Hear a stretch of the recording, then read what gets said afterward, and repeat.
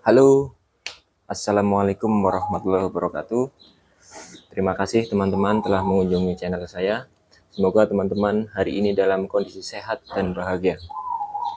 Pada kesempatan kali ini, saya akan berbagi tips cara memilih motor matic bekas. Khususnya kali ini saya menggunakan sampel motor Vario 125 LED tahun 2015. Ada beberapa poin yang akan saya bahas pada saat pengecekan ketika kita akan membeli motor bekas. Dari yang paling ringan kita akan mengecek dari bodi, seluruh bodi. Kemudian yang kedua yaitu kita akan mengecek bagian suspensi atau bagian roda depan dan belakang. Kemudian yang ketiga kita akan mengecek bagian CVT. Kemudian yang keempat kita akan mengecek bagian mesin, apakah ada kebocoran, ada suara-suara yang mengganggu atau suara-suara yang tidak normal. Kemudian yang kelima yaitu kita akan mengecek bagian sistem injeksi. Pada bagian terakhir ini untuk sistem injeksi ada trik khusus bagaimana cara kita mengecek apakah sistem injeksi itu bekerja dengan baik atau ada masalah. Oke, kita langsung saja ke videonya. Untuk bodi motor, saya yakin teman-teman sebagian besar sudah bisa menilai apakah ada baret atau pecah atau kusam seperti ini karena sudah lama. Cuma saya ingin meng-highlight bagian depan untuk Vario ini. Biasanya kalau motor Vario yang udah lama, bagian depannya ini sudah agak berbunyi karena penguncinya udah kendor seperti ini bunyinya. Seperti ini, kita ketok saja pasti akan kelihatan bunyinya. Kemudian saya ingin berinformasi juga untuk lampu ini, tolong dicek dengan benar karena jika ada kerusakan lampu ini harganya lumayan mahal, sekitar 800 sampai 1 juta. Kemudian lampu belakang juga teman-teman tolong dicek apakah ada pecah atau lubang bagian atasnya. Karena jika ada lubang bagian atasnya, maka ketika hujan air akan masuk ke dalam lampu dan bisa menyebabkan konsleting atau air mengenang di dalam lampu.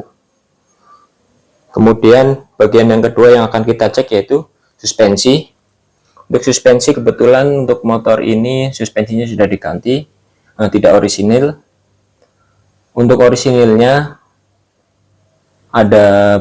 ada covernya untuk inner tube-nya, tapi ini karena sudah diganti jadi kelihatan nih inner tube-nya. Untuk pengecekannya kita bisa lihat aja bagian sini, jika bagian sini banyak oli atau kotor karena oli, maka bisa dipastikan shocknya itu sudah bocor. Kemudian bagian depan juga untuk mengecek apakah suspensi masih bagus atau tidak, kita bisa cek bagian inner tube-nya. Jika di bagian inner tube-nya ada karat atau oli, maka dipastikan shocknya bocor dan teman-teman perlu memperhatikan hal tersebut. Kemudian untuk bagian roda teman-teman bisa mengecek motifnya atau kembangannya. Jika masih terlihat dan masih dalam alurnya, berarti ban itu masih tebal. Dan teman-teman bisa mengecek pada samping ban ini ada tanggal pembuatannya seperti ini. Ini pembuatannya ini minggu ke-12 tahun 2021. Artinya ini dibikin di sekitar bulan Maret tahun 2021. Berarti umur ban ini baru sekitar 1 tahun lebih. Kemudian untuk pengecekan ban belakang juga sama seperti itu. Kemudian pengecekan yang ketiga kita lanjut ke bagian CVT. Untuk bagian CVT, ketika kita membeli tentu kita tidak bisa membongkarnya, maka cara pengecekan CVT apakah CVT itu ada bermasalah atau tidak, kita cukup memutar ban seperti ini. Jika bunyinya terlalu kasar, itu kemungkinan besar bearing pada kampas gandanya sudah rusak atau sudah bunyi. atau kampas gandanya sudah habis dan perlu diganti. Yang ketiga, jika bunyinya terlalu kasar, bisa ada indikasi bahwa bearing di dalam gardan ini sudah rusak atau sudah perlu diganti. Kemudian pengecekan yang keempat yaitu pengecekan mesin. Jika teman-teman ingin mengecek mesin, teman-teman wajib menyalakan motornya. Yang pertama, teman-teman nyalakan, kemudian teman-teman tutup knalpotnya dan dengarkan bunyi mesin itu. Jika bunyi dari mesin terasa halus atau tidak ada suara-suara yang abnormal, berarti bisa dipastikan mesin dalam kondisi bagus. Kemudian teman-teman juga mengecek bagian bawah kolong mesin seperti ini. Biasanya di bawah radiator yang sering terjadi adalah kebocoran minor dikarenakan seal magnetnya sudah lama atau sudah bocor. Jadi yang sering terjadi untuk Vario ini bocor minor di bagian bawah radiator seperti ini. Akan terlihat teman-teman, jika emang ada kebocoran pasti akan terlihat ada oli, bercak-bercak oli di bawah radiator ini. Kemudian pengecekan yang keempat yang kita tunggu-tunggu yaitu pengecekan throttle body atau sistem injeksi bahan bakar.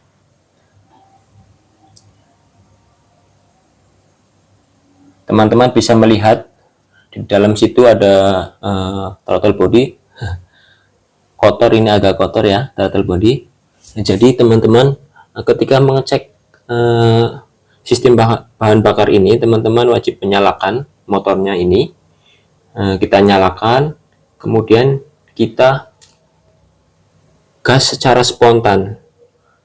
Jika ketika digas secara spontan, maka tarikan akan kalau bahasa orang ininya seperti kemasukan air, seperti bensin kemasukan air atau tidak bisa gaspol, maka bisa dipastikan throttle body ada yang bermasalah di sekitar sini. Teman-teman, kita bisa lihat di dalam throttle body itu yang ada warna hitam itu sebelah kiri. Bisa dipastikan antara sensor TPS atau throttle body-nya perlu diganti, dan ini biayanya cukup mahal teman-teman, sekitar 750.000 untuk penggantian throttle body. Maka teman-teman ketika mengecek motor ini wajib dipastikan mengecek throttle body ini dengan cara motor digas secara spontan, apakah tarikan lancar atau tidak. Jika ketika ditarik spontan motor langsung blebek atau seperti bensin kemasukan air, itu bisa dipastikan throttle body-nya bermasalah dan teman-teman bisa kena biaya lumayan. Oke, mungkin itu saja dari saya. Semoga bermanfaat buat teman-teman semua. Jika ada pertanyaan atau informasi yang perlu teman-teman tanyakan, silahkan tulis di kolom komentar, dan jika ada masukan silahkan tulis di kolom komentar. Jangan lupa follow, like, dan subscribe akun saya. Terima kasih. Wassalamualaikum warahmatullahi wabarakatuh.